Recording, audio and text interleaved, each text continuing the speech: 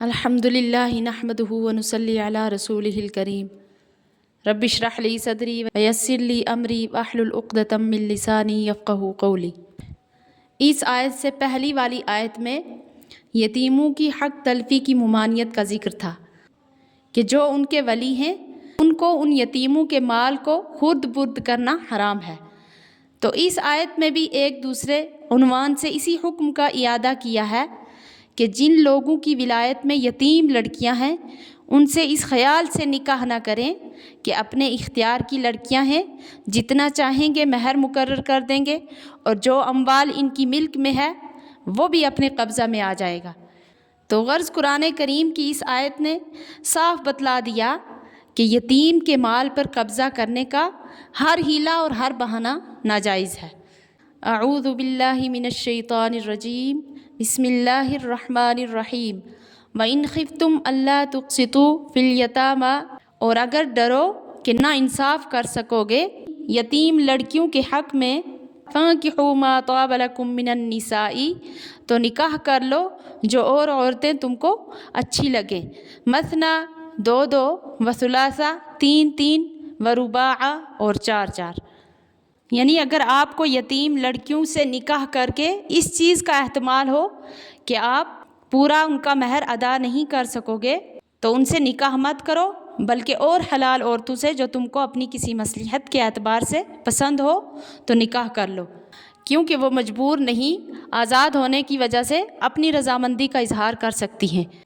تو اب اس آیت میں یتیم لڑکیوں کی حق تلفی کو ختم کیا گیا ہے، کیونکہ زمانہ جاہلیت میں جن لوگوں کی ولایت میں یتیم لڑکیاں ہوتی تھیں تو جو شکل اور صورت سے اچھی سمجھی جاتی تھی یا ان کے پاس ان کی ملکیت میں کوئی مال جائیداد ہوتی تو ان کے ولی ایسا کرتے تھے کہ خود ان سے نکاح کرتے یا اپنی اولاد سے ان کا نکاح کر دیتے تھے۔ تو جو چاہا کم سے کم مہر مقرر کر دیا اور جس طرح چاہا ان کو رکھا، کیونکہ وہی ان کے ولی اور نگران ہوتے تھے۔ تو ان کا باپ موجود نہ ہوتا تھا جو ان کے حقوق کی پوری نگرانی کر سکتا۔ صحیح بخاری میں حضرت عائشہ صدیقہ رضی اللہ عنہا سے روایت ہے، عہد رسالت صلی اللہ علیہ وسلم میں ایک ایسا ہی واقعہ پیش آیا کہ ایک شخص کی ولایت میں ایک یتیم لڑکی تھی اور اس کا ایک باغ تھا جس میں یہ لڑکی بھی شریک تھی۔ تو اس شخص نے اس یتیم لڑکی سے خود اپنا نکاح کر لیا اور بجائے اس کے کہ اپنے پاس سے کوئی مہر وغیرہ دیتا، اس باغ کا حصہ بھی اپنے قبضہ میں لے لیا۔ تو اس پر یہ آیت نازل ہوئی، وَإِنْ خِفْتُمْ أَلَّا تُقْسِطُوا فِي الْيَتَامَىٰ فَانكِحُوا مَا طَابَ لَكُم مِّنَ النِّسَاءِ، یعنی اگر تمہیں یہ خطرہ ہو کہ یتیم لڑکیوں سے خود اپنا نکاح کرنے میں تم انصاف پر قائم نہ رہو گے بلکہ ان کی حق تلفی ہو جائے گی، تو تمہارے لیے دوسری عورتیں بہت ہیں، ان میں جو تمہارے لیے حلال اور پسند ہے ان سے نکاح کر لو۔ تو قرآن نے 4 سے زیادہ عورتوں کو نکاح میں جمع کرنا حرام قرار دیا، اور جو عورتیں ایک ہی وقت میں نکاح کے اندر ہیں ان میں حقوق کی برابری کا نہایت مؤکد حکم اور اس کی خلاف ورزی پر سخت وعید سنائی گئی۔ تو اس آیت میں ارشاد ہوا، فَانكِحُوا مَا طَابَ لَكُم مِّنَ النِّسَاءِ مَثْنَىٰ وَثُلَاثَ وَرُبَاعَ، یعنی جو حلال عورتیں تمہیں پسند ہوں ان سے نکاح کر سکتے ہو، 2 2 3 3 4 4۔ تو آیت میں ما طابہ کا لفظ آیا ہے، یعنی جو عورتیں طبعی طور پر تمہیں پسند ہوں اور تمہارے لیے شرعاً وہ حلال بھی ہوں۔ تو اس آیت کے نازل ہونے سے پہلے 4 عورتوں سے زیادہ سے نکاح کیا جاتا تھا۔ تو اس آیت کے نازل ہونے کے بعد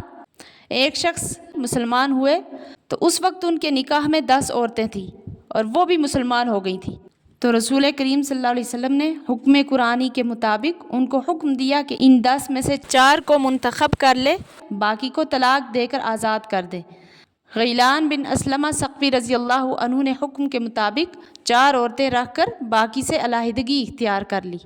آگے فرمایا، فَإِنْ خِفْتُمْ أَلَّا تَعْدِلُوا فَوَاحِدَةً أَوْ مَا مَلَكَتْ أَيْمَانُكُمْ، پھر اگر ڈرو کہ ان میں انصاف نہ کر سکو گے تو ایک ہی نکاح کرو یا لونڈی جو اپنا مال ہے۔ یعنی اگر تم کو یہ احتمال ہو کہ کئی بیویوں میں انصاف نہیں رکھ سکو گے بلکہ کسی بیوی کے حقوق واجبات ضائع ہوں گے تو پھر ایک ہی بیوی کافی ہے۔ تو پھر اگر دیکھو کہ ایک کے حقوق بھی ادا نہیں ہوں گے تو جو لونڈی حسب قاعدہ شریعہ تمہاری ملک میں ہو تو وہی صحیح۔ ذَلِكَ أَدْنَىٰ أَلَّا تَعُولُوا، اس میں امید ہے کہ ایک طرف نہ جھک پڑو گے، یعنی اس میں ناانصافی نہ ہونے کی امید قریب تر ہے، کیونکہ ایک صورت میں تو کوئی تعداد نہیں جس میں برابری کرنا پڑے، دوسری صورت میں بیوی کے حقوق سے بھی کم حقوق ہیں، مثلاً اگر لونڈی سے نکاح کیا تو اس میں مہر نہیں ہے۔ تو اس آیت سے پتہ چلا کہ ایک سے زیادہ نکاح کرنا اسی صورت میں جائز اور مناسب ہے جبکہ شریعت کے مطابق سب بیویوں میں برابری کر سکے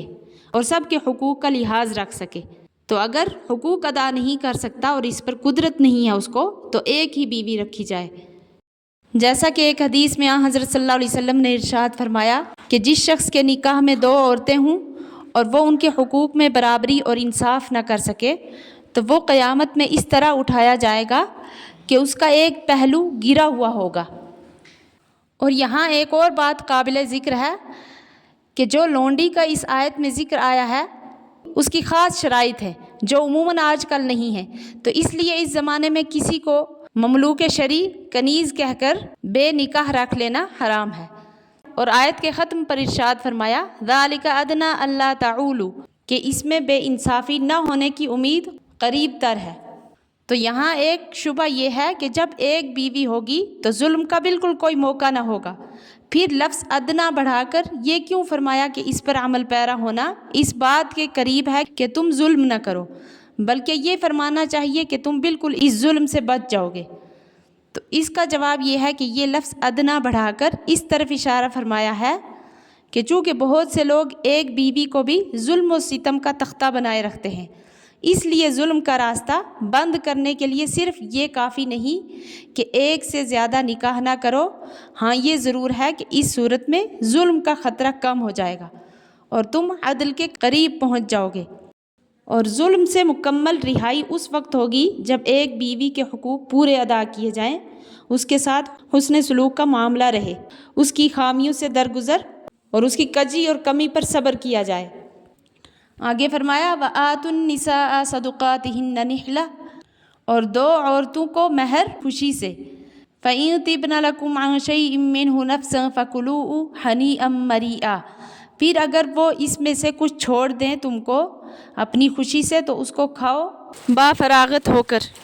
تو اس سے پہلی والی آیت میں ازدواج کی وجہ سے جو عورتوں پر ظلم ہوتا تھا